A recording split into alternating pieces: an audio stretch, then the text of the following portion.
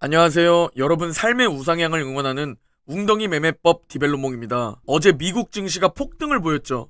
최근 진짜 마이너스 3%와 플러스 3%를 번갈아가며 미친 변동성이라는 단어가 올해 정말 많이 쓰이고 있습니다. 하락장의 특징은 강한 변동성을 가지고 있기 때문에 이게 찐반등인지 베어마켓 랠리인지 이렇게 몇 달 지나봐야 알 수 있다는 것이고, 이렇게 지나고 나서 알 수 있다는 것은 엄청난 통찰력이 없는 개인 투자자는 사실상 대응이 쉽지 않다는 것을 의미합니다. 그리고 또 거의 모든 전문가들이 올해 말까지 베어마켓 랠리, 약세장 랠리, 데드캣 바운스를 전망하고 있습니다. 즉 하락장은 끝나지 않았지만 단기적인 반등이 올 것이다 라는 전망이죠. 그리고 현재 미국 선물지수와 미국 시장 프리장이 급등 중입니다. 괜히 또 기대감을 가지게 되는데, 미국 선물지수, 프리장이 급등하고 있는 세 가지 요인은 뭘까요? 먼저 첫 번째로 영국의 양적 긴축 지연 기대감입니다. 그리고 두 번째로는 올해 적중률이 100%인 비관론자인 모건 스탠리의 마이크 윌슨이 베어마켓 랠리가 시작될 것이고, S&P 500은 4,000에서 4,150포인트까지 반등할 것이라고 전망했다는 겁니다. 그리고 마지막 세 번째 이유는 매파 중의 매파 제임스 블라드 총재가 완화적인 발언을 했다는 이유가 있습니다. 지금부터 하나하나 살펴보려고 합니다. 먼저 첫 번째 이유인 영국의 양적 긴축 지연 기대감부터 살펴보면, 영국은 최근 쿼팅 재무장관을 경질했고 제러미 헌트가 새로운 재무장관 자리에 앉았습니다. 그리고 최근 논란이 있었던 정책들을 거의 모두 철회할 것이라는 기조를 보이고 있습니다. 그리고 영란은행은 영국채 시장이 안정화될 때까지 8,380억 파운드 규모의 양적 긴축을 연기할 것이라는 추측성 보도가 나오고 있는 상황입니다. 감세한 철회, 영국채 시장 안정화 때까지 양적 긴축을 연기할 것이라는 기대감에 4%를 넘었던 미국 10년물 국채금리는 다행히 3%대로 겨우 내려온 상황입니다. 그리고 국채금리가 안정화를 보이니 미국 증시는 반등을 보였죠. 엎친 데 덮친 격이 될 수 있었던 상황에 일이 커지기 전에 막아서 다행이라는 생각입니다. 그리고 두 번째 호재, 올해 적중률 100%를 자랑하는 월가의 대표 비관론자 모건 스탠리의 마이크 윌슨이 전망을 내놓았는데, 약세장 랠리를 전망했습니다. 국지적으로 S&P 500은 4,000포인트에서 4,150포인트까지 반등할 수 있다고 전망했다는 것이죠. 이는 현재 구간에서 약 10% 넘게 상승하는 것이며, 마이크 윌슨이 밝힌 4,000에서 4,150포인트 저항 구간은 화면 속 빨간 저항선, 즉 하락 추세선을 연결시키면 닿는 구간입니다. 결국 저 추세선을 뚫지 못하고 미국 증시는 추가 하락을 보일 것이고, 이번 약세장의 최종 바닥은 결국 3,200 정도로 보고 있죠. 즉 일시적으로 올해 상승할 수 있다. 그러나 단기적인 상승이고 찐바닥은 아직 남아있다 라는 전망입니다. 왜 일시적으로 단기적 반등을 전망했을까요? 금리만 협조해준다면 기술적 반등이 있을 것이고, 추가로 S&P 500 지수는 리세션이 오지 않는 한 200주 이평선을 깨트리지 않았다는 이유입니다. 즉 이번에 200주 이평선을 지지해서 반등하고 4,000포인트 정도까지 상승할 것을 전망합니다. 만약 4,150포인트까지 상승하면 지난주 금요일 신저가에서 16% 상승을 보이는 가격입니다. 그리고 마이크 윌슨은 인플레이션과 관련해서도 입을 열었는데, 인플레 정점 가능성에 무게를 두면서 내년부터 물가가 급격히 떨어질 것으로 믿는다고 말했습니다. 그리고 결국 경기 침체가 반영되면 S&P 500은 3,000포인트에서 3,200을 바닥으로 전망했습니다. 올해 적중률 100%의 사나이 비관론자 마이크 윌슨이 과연 이번 반등과 찐바닥 3,100포인트까지 맞출까요? 마지막으로 상승의 세 번째 이유, 제임스 블라드 총재의 발언입니다. 전혀 완화적 같지 않지만 은근 완화적 같은 발언을 살펴보면, 일단 매파적 발언부터 살펴보면 11월뿐만 아니라 12월에도 75bp 인상 가능성을 내비쳤습니다.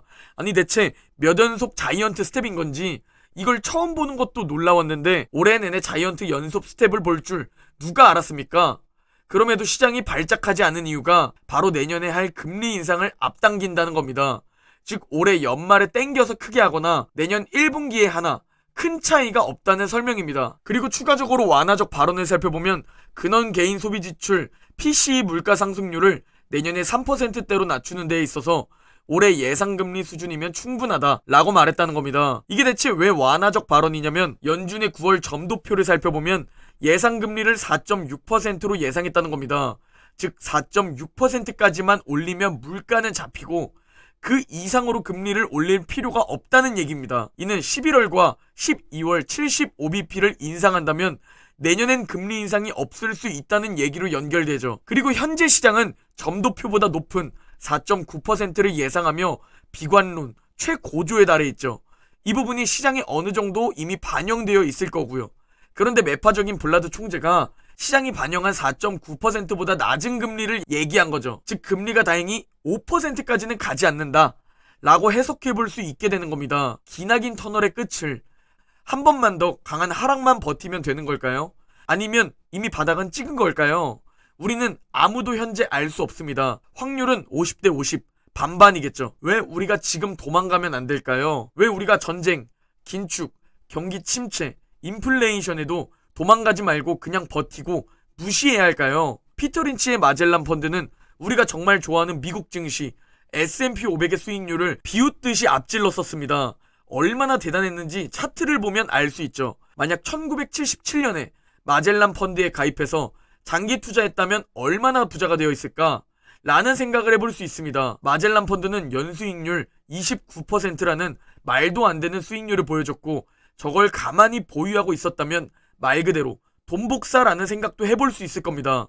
과거 실제로 마젤란 펀드 가입자들은 얼마나 행복했고 얼마나 부자가 되어 있었을까요? 그러나 놀랍게도 마젤란 펀드 가입자의 절반 이상은 무려 본전도 아닌 손실을 봤다는 겁니다. 아니 연 수익률이 29%인데 대체 왜 가입자 절반 이상이 손실을 봤을까요? 장기간 그냥 사고팔고 하지 말고 가만히 두었으면 미친 수익률을 얻은 채로 경제적 자유를 얻었겠지만 시장의 변동성을 견디지 못하거나 아주 작은 수익에 환매해버리고 아주 큰 손실에 또 패닉셀 해버리면서 절반 이상 손해를 본 투자자가 생긴다는 겁니다. 피터 린치는 얼마나 답답했을까요?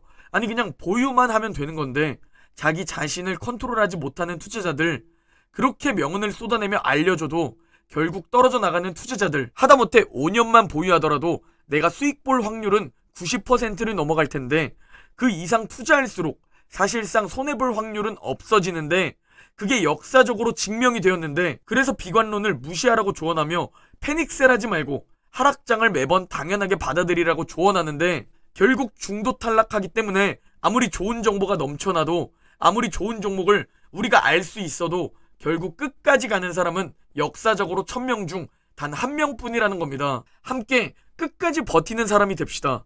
그리고 경제적 자유를 달성하는 겁니다. 지금 내 삶보다 더 높은 삶을 위해 그걸 바라고 투자하는 거 아닙니까?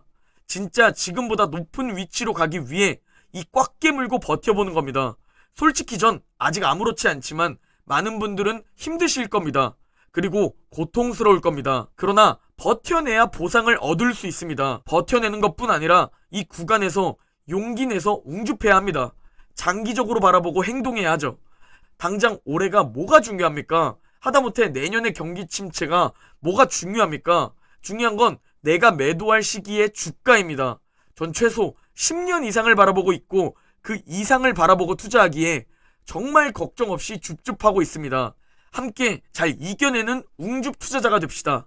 오늘 영상은 여기까지입니다. 제 영상이 도움이 되셨다면 구독과 좋아요 부탁드립니다. 그럼 내일 영상에서 뵙겠습니다.